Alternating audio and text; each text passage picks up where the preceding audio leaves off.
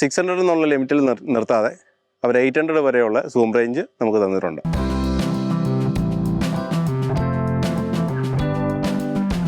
ക്യാനന് ഇത് കുറച്ചുകൂടെ സ്മാർട്ടായിട്ടാണ് ഇതിൽ ഇംപ്ലിമെൻറ്റ് ചെയ്തിരിക്കുന്നത്. ഇങ്ങനെ ഹോൾഡ് ചെയ്തിട്ട് ഇത് സൂം റേഞ്ച് തിരിക്കാമെന്ന് വെച്ചാൽ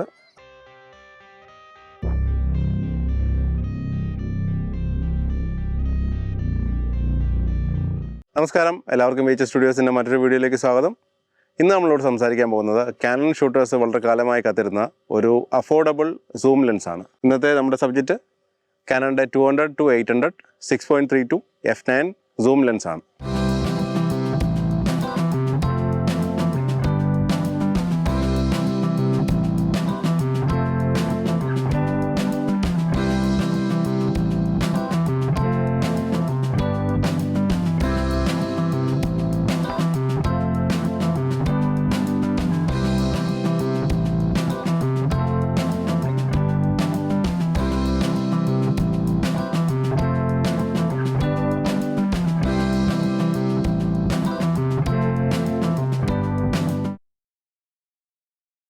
നിക്കണിനും സോണിക്കും 200-600 ആ റേഞ്ചിലുള്ള ലെൻസ് ഉണ്ടായിരുന്നെങ്കിലും കാനണിൻ്റെ സൈഡിൽ ഉണ്ടായിരുന്നത് അവരുടെ 100-500 എന്ന എൽ സീരീസ് ലെൻസ് ആയിരുന്നു. അതൊരു എൽ സീരീസ് ലെൻസ് ആയതുകൊണ്ട് തന്നെ അതിൻ്റെ പ്രൈസ് നേരത്തെ സൂചിപ്പിച്ച രണ്ട് ലെൻസുകളെക്കാട്ടിലും ഓൾമോസ്റ്റ് ഡബിളിന് അടുത്തായിരുന്നു. അതുകൊണ്ട് തന്നെ കാനൺ ഷൂട്ടേഴ്സിന് അഫോർഡബിൾ റേഞ്ചിൽ ഒരു സൂം എന്നുള്ളത് വളരെ കാലത്തെ അവിടെ ഒരു ആവശ്യമായിട്ട് നിലനിൽക്കുമ്പോഴാണ് കാനൺ ഈ ഒരു ലെൻസ് അവരിറക്കിയത്. അവർ ആ ലെൻസ് ഇറക്കിയ അവസരത്തിൽ അവർ ഒരു സ്റ്റെപ്പ് മുന്നോട്ട് കടന്നിട്ട് 600 എന്നുള്ള ലിമിറ്റിൽ നിർത്താതെ അവർ 800 വരെയുള്ള സൂം റേഞ്ച് നമുക്ക് തന്നിട്ടുണ്ട്. ഈ ലെൻസിൻ്റെ അപ്പാർച്ചർ റേഞ്ചിനെ പറ്റി കേൾക്കുമ്പോൾ എല്ലാവർക്കും പൊതുവേ വരുന്നൊരു കൺസേൺ ആണ് ഇതിൻ്റെ വൈഡസ്റ്റ് എഫ് സ്റ്റോപ്പായ f9 800 mm വരുന്ന f9 എന്നുള്ളത്. ഇങ്ങനെ നാരോവറായിട്ടുള്ള അപ്പർച്ചർ വരുന്ന അവസരത്തിൽ അത് 2-3 കാര്യങ്ങളെയാണ് ബാധിക്കുക. ഒന്നാമത്തേതായിട്ട് നമ്മുടെ ലെൻസിലൂടെ കടന്നു വരുന്ന ലൈറ്റിനെ അത് ബാധിക്കും. രണ്ടാമത്തേത് ഈ ഡെപ്ത് ഓഫ് ഫീൽഡിനെ അത് ബാധിക്കാം. ഇനി മൂന്നാമത്തത് ക്യാമറയുടെ ഓട്ടോ ഫോക്കസിങ് പെർഫോമൻസിനെ ബാധിക്കാം. പക്ഷേ ഈ ഒരു കാര്യത്തിൽ നമ്മൾ അത്രയും കൺസേൺ ആവേണ്ട കാര്യമില്ല. ഒന്നാമത്തേത് കടന്നു വരുന്ന ലൈറ്റിൻ്റെ കാര്യത്തിൽ നമുക്ക് പ്രത്യേകിച്ചൊന്നും ചെയ്യാനില്ല. f9 എന്ന് പറഞ്ഞാൽ f9ൽ കടന്നു വരുന്ന ലൈറ്റ് തന്നെയാണ്. പക്ഷേ അതുമൂലം സാധാരണഗതി നമ്മൾ എക്സ്പെക്റ്റ് ചെയ്യുന്നൊരു വിഷയം എന്താണെന്ന് വെച്ച് കഴിഞ്ഞാൽ നമ്മളൊരു ഹയർ ISO യൂസ് ചെയ്യേണ്ടി വരും, അപ്പോൾ കൂടുതൽ നോയ്സ് ഉണ്ടാകും എന്നൊക്കെയാണ് പൊതുവിൽ നമുക്ക് വരുന്നൊരു കൺസേൺ. അതേസമയം കാനണിൻ്റെ പുതിയ ക്യാമറകളിൽ R സീരീസുള്ള മിറർലെസ് ക്യാമറകളിൽ നോയ്സ് വളരെ നല്ല രീതിയിൽ ഹാൻഡിൽ ചെയ്യുന്നതുകൊണ്ട് തന്നെ കാര്യമായിട്ട് കൺസേൺ ആവേണ്ട കാര്യമില്ല. f9 എന്ന് കേൾക്കുമ്പോൾ നമ്മുടെ മനസ്സിലേക്ക് വരുന്നൊരു കാര്യമാണ് ഡെപ്ത് ഓഫ് ഫീൽഡ്. എന്നാൽ നമ്മൾ ശ്രദ്ധിക്കേണ്ട ഒരു കാര്യം എന്ന് വെച്ചാൽ ഡെപ്ത് ഓഫ് ഫീൽഡ് എന്ന് പറയുന്നത് അപ്പർച്ചറിനെ മാത്രം ആശ്രയിക്കുന്ന ഒരു കാര്യമല്ല. ഫോക്കൽ ലെങ്തും അതുപോലെ സബ്ജക്റ്റും ക്യാമറയും നമ്മളുടെ ഡിസ്റ്റൻസും എല്ലാം ഡെപ്ത് ഓഫ് ഫീൽഡിനെ ബാധിക്കുന്നുണ്ട്. അതുകൊണ്ട് തന്നെ നമുക്ക് f9 വരുന്നത് 800 mm ആയതുകൊണ്ട് തന്നെ നമ്മൾ പ്രതീക്ഷിക്കുന്ന അത്രയും ഒരു ബിസിയർ ബാക്ക്ഗ്രൗണ്ട് അല്ല ഈ ക്യാമറയിൽ നിന്ന് നമുക്ക് കിട്ടുന്നത്. നമുക്ക് നമ്മളുടെ പ്ലേസിംഗ് ആയിട്ടുള്ളൊരു ബാക്ക്ഗ്രൗണ്ട് സെപ്പറേഷൻ ഈ ലെൻസ് നൽകുന്നുണ്ട്.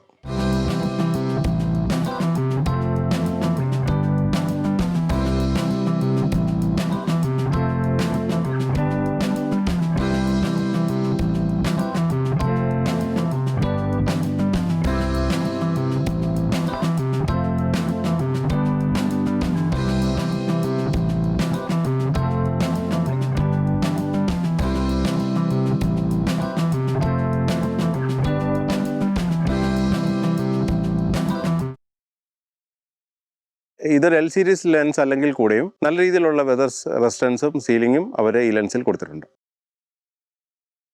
ഈ ലെൻസിൻ്റെ ഫിസിക്കൽ ഡയമെൻഷനിലേക്ക് വരുമ്പോൾ ഈ ലെൻസിൻ്റെ ഡയമീറ്റർ വരുന്നത് 102.3 mm. ഇതിൻ്റെ ലെങ്ത് ഇത് ചുരുക്കി വെച്ചിരിക്കുന്ന അവസരത്തിൽ 314.1 mm.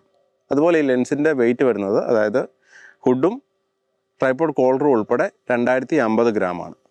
ഇത് കമ്പാരിറ്റീവ്ലി നമ്മൾ നേരത്തെ ഡിസ്കസ് ചെയ്ത രണ്ട് ലെൻസ്, അതായത് സോണിയുടെ ഓഫറിങ്ങിൽ നിന്ന് നിക്കണിൻ്റെ ഓഫറിങ്ങിനായിട്ട് കമ്പയർ ചെയ്യുമ്പോൾ ഇത് ആക്ച്വലി ഓൺ ദ ലോവർ സൈഡാണ് ഇതിൻ്റെ വെയിറ്റ് പറയുമ്പോൾ. അതുപോലെ ഈ ലെൻസിൻ്റെ ഫിൽറ്റർ സൈസ് വരുന്നത് 95 mm ആണ്. ഈ ലെൻസ് ഒരു എക്സ്റ്റേണൽ സൂമിങ് ലെൻസാണ്. അതായത് നമ്മൾ സൂം ചെയ്യുന്ന അവസരത്തിൽ ഈ ലെൻസ് പുറത്തേക്ക് പ്രൊട്രൂഡ് ചെയ്ത് വരുന്നതാണ്. അതുപോലെ ഇതിൽ വരുന്ന ലെൻസ് കോളർ നോൺ റിമൂവബിൾ ആണ്. അതായത് നമുക്ക് ഇതിൻ്റെ ബേസിക് ഫുട്ടോ അല്ലെങ്കിൽ ഈ ഒരു കോളർ മൊത്തമായിട്ടോ ഈ ലെൻസിൽ നിന്ന് റിമൂവ് ചെയ്യാൻ സാധിക്കുന്നതല്ല.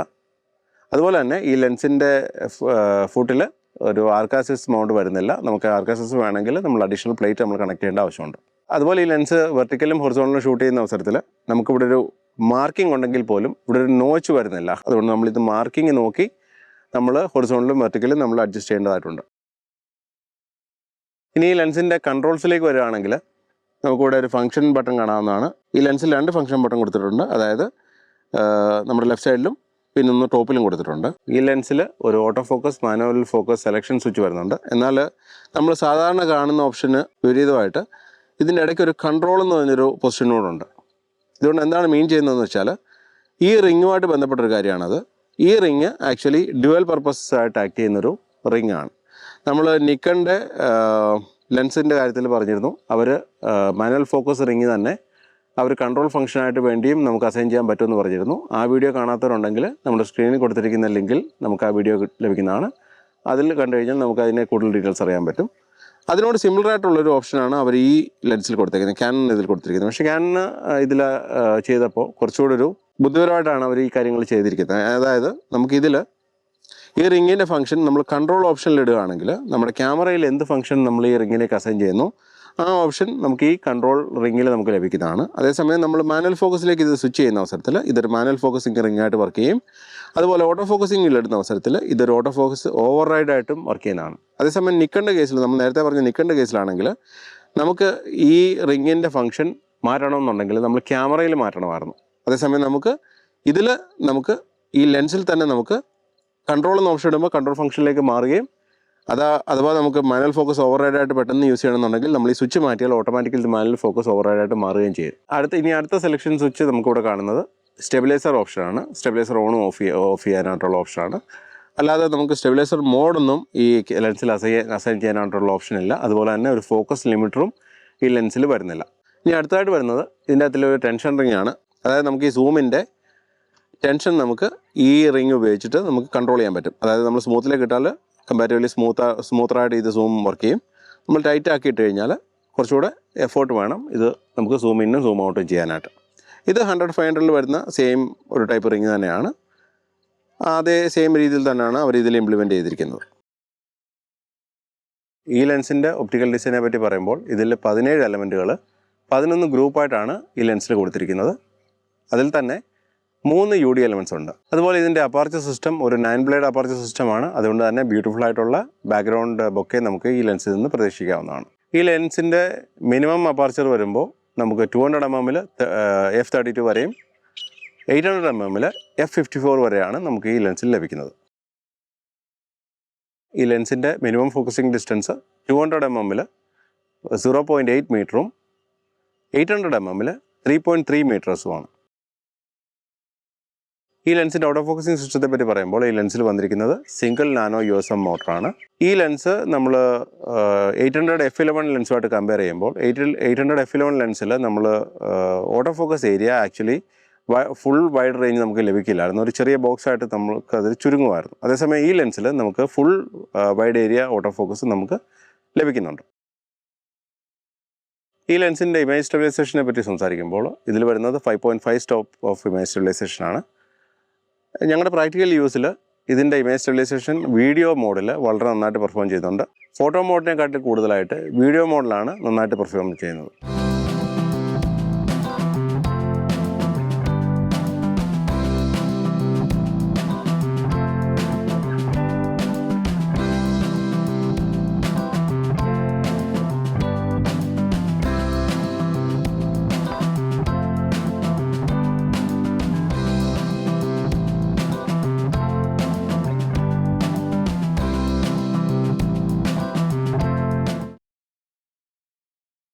ഈ ലെൻസ് 1.4x-ഉം 2x-ഉം ടെലികൺവേർട്ടറുമായിട്ട് ഫുള്ളി കോമ്പാറ്റബിളാണ്. അതായത് ഫങ്ഷൻ വൈസ് ആണെങ്കിലും ഫിസിക്കൽ വൈസ് ആയിട്ടാണെങ്കിലും ഇത് ഫുള്ളി കോമ്പാറ്റബിളാണ്. അതായത് 100-500 കണ്ട പോലെ നമുക്കൊരു ഫിസിക്കൽ ലിമിറ്റേഷൻ എക്സ്റ്റൻഡർ യൂസ് ചെയ്യുമ്പോൾ ഈ ലെൻസിൽ വരുന്നില്ല. നമുക്ക് ഫുൾ സൂം റേഞ്ച് അന്നേരം നമുക്ക് യൂസ് ചെയ്യാൻ പറ്റുന്നുണ്ട്. നമുക്ക് 100-500 അതൊരു എക്സ്റ്റൻഡർ യൂസ് ചെയ്യുന്ന അവസരത്തിൽ ഫിസിക്കലി നമുക്ക് 300-ൽ നിന്ന് താഴേക്ക് നമുക്ക് വൈഡർ ആക്കാനായിട്ട് ഫിസിക്കലായിട്ട് പറ്റില്ലായിരുന്നു. അത് അകത്ത് വന്ന് ടച്ചായിട്ട് നിൽക്കുമായിരുന്നു. എന്നാൽ ഈ ലെൻസിൽ അങ്ങനെ ഒരു ലിമിറ്റേഷൻ ഇല്ല. 1.4x ടെലികൺവേർട്ടർ ഉപയോഗിക്കുന്ന അവസരത്തിൽ ഇതിൻ്റെ ഫോക്കൽ റേഞ്ച് വരുന്നത് 280 mm മുതൽ 1120 mm വരെയാണ്. അതുപോലെ ഇതിൻ്റെ f സ്റ്റോപ്പ് വരുന്നത് f9 മുതൽ f13 വരെയാണ്. 2x ടെലി കൺവേർട്ടർ ഉപയോഗിക്കുന്ന അവസരത്തിലാണെങ്കിൽ ഇതിൻ്റെ ഫോക്കൽ റേഞ്ച് വരുന്നത് 400 mm മുതൽ 1600 mm വരെയാണ്. അതുപോലെ ഇതിൻ്റെ എഫ് സ്റ്റോപ്പ് വരുന്നത് f13 മുതൽ f18 വരെയാണ്. നമുക്കിനി ഈ ലെൻസിൻ്റെ കുറച്ച് പോസിറ്റീവും നെഗറ്റീവും നോക്കാം. അതിൻ്റെ പോസിറ്റീവ് സൈഡിലേക്ക് വരുമ്പോൾ ആദ്യമായിട്ട് നമുക്ക് പറയാനുള്ളത് ഇതിൻ്റെ സൂം റേഞ്ച് തന്നെയാണ്. ഈ പ്രൈസ് റേഞ്ചിൽ നമുക്ക് വേറൊരു മേക്കേഴ്സും ഇത്രയും ഒരു സൂം റേഞ്ച് നമുക്ക് നൽകുന്നില്ല. അതൊരു വളരെ വലിയൊരു പോസിറ്റീവാണ് ഈ ലെൻസിൻ്റെ കാര്യത്തിന്. രണ്ടാമത്തെ കാര്യം, നമുക്ക് ഇത്രയും വലിയൊരു ഫോക്കൽ റേഞ്ച് വരുന്നുണ്ടെങ്കിൽ കൂടിയും ഈ ലെൻസ് അത് വെച്ച് നോക്കുമ്പോൾ എത്ര ലൈറ്റും കോമ്പാക്റ്റും ആണെന്നുള്ളതാണ് രണ്ടാമത്തെ കാര്യം. അതായത് ഇത് അത്ര ചെറിയ ലെൻസെന്നോ ലൈറ്റ് വെയിറ്റ് ലെൻസെന്നോ നമുക്ക് പറയാൻ സാധിക്കില്ല. പക്ഷേ എന്നാലും നമ്മൾ ഈ ഫോക്കൽ റേഞ്ച് പറയുമ്പോൾ മറ്റുള്ള കോമ്പറ്റീറ്റേഴ്സിനെ കമ്പയർ ചെയ്യുമ്പോൾ ഇത് ആക്ച്വലി ഓൺ ദ ലൈറ്റർ സൈഡാണ്. മൂന്നാമത്തെ പോസിറ്റീവ് പറയാനുള്ളത് ഇതിൻ്റെ മൾട്ടി ഫംഗ്ഷൻ കൺട്രോൾ റിംഗ് തന്നെയാണ്. നോർമലി ഈ പ്രൈസ് റേഞ്ചിലുള്ള ലെൻസുകളിൽ ഇങ്ങനത്തെ ഒരു കൺട്രോൾ റിംഗ് വരുന്നില്ല. അത് നേരത്തെ നമ്മൾ സംസാരിച്ച പോലെ തന്നെ ക്യാനിന് ഇത് കുറച്ചുകൂടെ സ്മാർട്ടായിട്ടാണ് ഇതിൽ ഇംപ്ലിമെൻറ്റ് ചെയ്തിരിക്കുന്നത്. അതായത് മാനുവൽ ഫോക്കസ് ഓവർ റൈഡായിട്ടോ അല്ലെങ്കിൽ കൺട്രോൾ റിംഗ് ആയിട്ടോ നമുക്ക് ചൂസ് ചെയ്യാനായിട്ട് നമ്മൾ മെനുവിൽ പോകേണ്ട ആവശ്യമില്ല. ഫസ്റ്റ് ഒരിക്കൽ നമ്മൾ സെറ്റ് ചെയ്ത് കഴിഞ്ഞാൽ ഏത് ഫംഗ്ഷൻ വേണമെന്നുള്ളത് നമുക്ക് ഈ സെലക്ഷൻ സ്വിച്ച് വഴി നമുക്ക് തീരുമാനിക്കാൻ സാധിക്കുന്നതാണ്. ഇനി അടുത്ത പോസിറ്റീവ് പറയാനുള്ളത് ഇതിൻ്റെ ഫംഗ്ഷൻ ബട്ടണാണ്. ഈ ഫംഗ്ഷൻ ബട്ടണിലും നമുക്ക് ക്യാമറയിൽ നമുക്ക് കസ്റ്റം ബട്ടണിൽ അസൈൻ ചെയ്യാവുന്ന ഫംഗ്ഷൻസ് നമുക്ക് ഈ ഫംഗ്ഷൻ ബട്ടണിൽ നമുക്ക് ഇതിൽ അസൈൻ ചെയ്യാവുന്നതാണ്. അടുത്തൊരു പോസിറ്റീവ് ഈ ലെൻസിൻ്റെ വീഡിയോ മോഡിലുള്ള ഇമേജ് സ്റ്റെബിലൈസേഷൻ ആണ്. അത് വളരെ നല്ലൊരു പെർഫോമൻസ് ആണ് വീഡിയോ മോഡിൽ ഈ ലെൻസ് കാഴ്ചവെക്കുന്നത്. അടുത്തായിട്ട് പറയാനുള്ളത് ഇതിൻ്റെ വീഡിയോ മോഡിലുള്ള ഓട്ടോ ഫോക്കസിങ് പെർഫോമൻസ് ആണ്. അത് നല്ല രീതിയിൽ ഓട്ടോ ഫോക്കസിങ് വീഡിയോയിൽ ഈ ലെൻസ് പെർഫോം ചെയ്യുന്നുണ്ട്. അടുത്തതായിട്ട് വരുന്നത് ഇതിൻ്റെ പ്രൈസിംഗ് ആണ്. വളരെ കോമ്പറ്റീറ്റീവായിട്ടാണ് ക്യാനൺ ഈ ലെൻസിനെ പ്രൈസ് ചെയ്തിരിക്കുന്നത്. അതുപോലെ ഇതിൻ്റെ ഫോക്കൽ റേഞ്ച് നമ്മൾ കൺസിഡർ ചെയ്യുമ്പോൾ ശരിക്കും പറഞ്ഞാൽ ഇത് ശരിക്കും വാല്യൂ ഫോർ മണിയാണ്. നമ്മൾ ഫോക്കൽ റേഞ്ചും നമ്മുടെ പ്രൈസും കൂടെ കമ്പയർ ചെയ്ത് നോക്കുമ്പോൾ. അടുത്തതായിട്ട് വരുന്നത് ഇതിൻ്റെ മിനിമം ഫോക്കസിങ് ഡിസ്റ്റൻസ് ആണ്. അതായത് നമുക്ക് 200 mm 0.8 മീറ്റർ മുതൽ 800 mm 3.3 മീറ്റർ വരെ ആണ് ഇതിൻ്റെ മിനിമം ഫോക്കസിങ് ഡിസ്റ്റൻസ്. അതെന്ന് വെച്ചാൽ നമ്മൾ ഈവൻ 100-500 പോലും നമുക്ക് 100 mm നമുക്ക് വരുന്ന മിനിമം ഫോക്കസിങ് ഡിസ്റ്റൻസ് 0.9 മീറ്റർ ആണ്. അതേസമയം ഇതിൻ്റെ കാര്യത്തിൽ 200 mm നമുക്ക് 0.8 മീറ്റർ ആണ് ഇതിൻ്റെ മിനിമം ഫോക്കസിങ് ഡിസ്റ്റൻസ്. അതും ഒരു പ്ലസ് പോയിൻ്റ് ആണ് ഈ ലെൻസിൻ്റെ കാര്യത്തിൽ.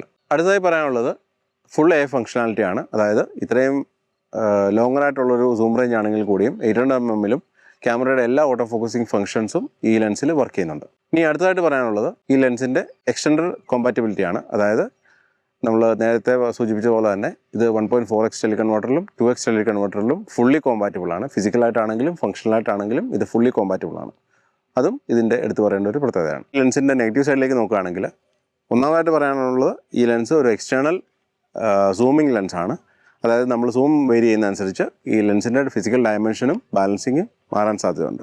രണ്ടാമത് ഇത് ഫിസിക്കലായിട്ട് എക്സ്റ്റെൻഡ് ആവുന്നതുകൊണ്ട് തന്നെ നമ്മൾ കോമ്പറ്റീറ്റർ ലെൻസുമായിട്ട് കമ്പയർ ചെയ്യുമ്പോൾ ഇതിൻ്റെ സൂം ഇൻ സൂം ഔട്ട് അത്ര സ്മൂത്ത് അല്ല. എന്ന് വെച്ചാൽ നമ്മൾ കുറച്ചുകൂടെ എഫേർട്ട് ഇടേണ്ട ആവശ്യമുണ്ട് ഇത് സൂം ഇന്നും സൂം ഔട്ടും ചെയ്യാനായിട്ട്.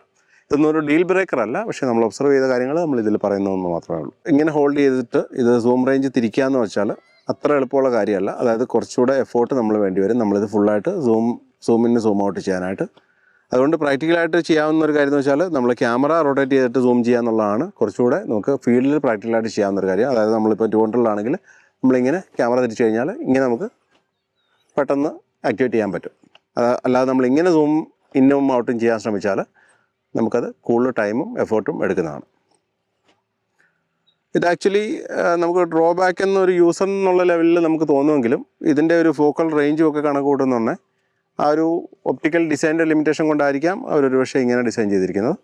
അടുത്തൊരു നെഗറ്റീവ് സൈഡ് പറയാനുള്ളത് അത് പക്ഷേ ആക്ച്വലി അത് ക്യാനൺ അത് റെക്ടിഫൈ ചെയ്യാവുന്നൊരു കാര്യമായിരുന്നു ഞങ്ങളുടെ ഒരു അഭിപ്രായത്തിൽ.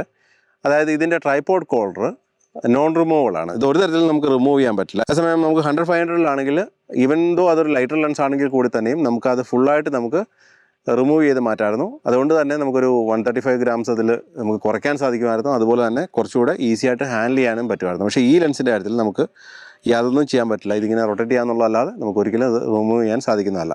ഇത് കമ്പാരിറ്റീവ്ലി ഒരു ലൈറ്റർ വെയിറ്റ് ലെൻസ് ആണെങ്കിൽ, അതായത് നേരത്തെ പറഞ്ഞ പോലെ 250 ഗ്രാമേ ഉള്ളൂ എന്ന് പറഞ്ഞാൽ പോലും ഇത് റിമൂവ് ചെയ്യാൻ സാധിച്ചിരുന്നെങ്കിൽ നമുക്ക് കുറച്ചുകൂടെ നമുക്ക് വെയിറ്റ് ഇതിൽ കുറയ്ക്കാമായിരുന്നു. ഇനി അടുത്തായിട്ട് ഞങ്ങൾ ഇതിൽ കണ്ടൊരു നെഗറ്റീവ് എന്ന് വെച്ചാൽ ഒരുപക്ഷെ ഇതിൻ്റെ ഒപ്റ്റിക്കൽ ഡിസൈൻ്റെ ഭാഗമായിരിക്കാം ഇതിൽ അവർ കോസ്റ്റ് ഒരു പർട്ടിക്കുലർ ലിമിറ്റിനുള്ളിൽ നിർത്താൻ ശ്രമിച്ചതിൻ്റെയൊക്കെ ഭാഗമായിട്ടായിരിക്കാം ഇതിൻ്റെ അകത്തിലെ ഹൈലൈറ്റ് നമുക്ക് ബാക്കിയുള്ള റീജിയനിലോട്ട് കുറേശ്ശായിട്ട് ബ്ലീഡ് ചെയ്ത് വരുന്നുണ്ട്. അതായത് നമ്മളൊരു ചെറിയ ഹാലോ എഫക്റ്റ് പോലെ നമ്മൾ ഹൈലൈറ്റ് പോർഷനിൽ നമുക്ക് ഫീൽ ചെയ്യുന്നുണ്ട് ഷൂട്ട് ചെയ്യുമ്പോൾ.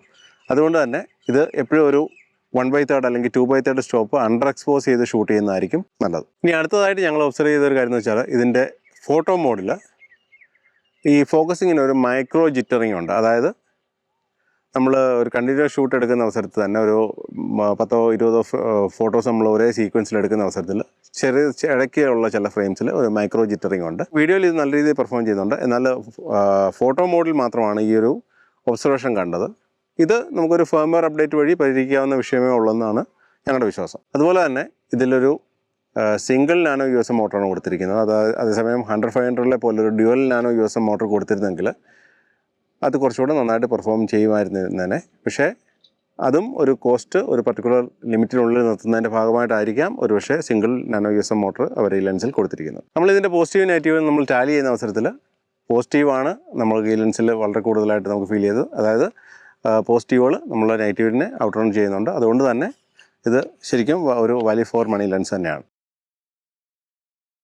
ഇത് അരുദേശുള്ള ലെൻസാണെന്ന് നോക്കിയാൽ കാനൺ ഷൂട്ടേഴ്സിൻ്റെ വളരെ കാലമായിട്ടുള്ളൊരു ആവശ്യമായിരുന്നു അവർക്ക് അഫോർഡബിൾ ആയിട്ടുള്ളൊരു 200-600 റേഞ്ചിലുള്ള ലെൻസ് എന്നുള്ളത്.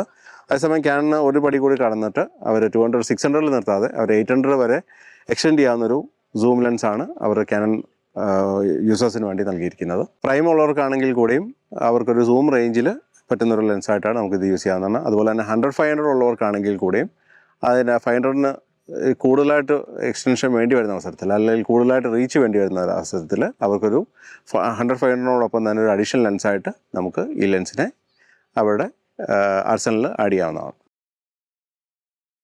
ഈ ലെൻസിനെ പറ്റി കൺക്ലൂഡ് ചെയ്യാനാണെങ്കിൽ ഇത് വളരെ അഫോർഡബിളും വളരെ ഫ്ലെക്സിബിളും ആയിട്ടുള്ള ലെൻസാണ്. അഫോർഡബിൾ ഇൻ ദ സെൻസ് ഈ ഒരു കാറ്റഗറിയിൽ വരുന്നതിൽ വളരെ അഫോർഡബിളാണ്. അതുപോലെ തന്നെ ഇതൊരു എക്സലൻറ്റ് സൂം റേഞ്ചുമാണ് ഈ ലെൻസ് പ്രൊവൈഡ് ചെയ്യുന്നത്. ഇനിയും മറ്റൊരു വീഡിയോയുമായി നിങ്ങളിലേക്ക് എത്തുന്നവരെ നന്ദി, നമസ്കാരം.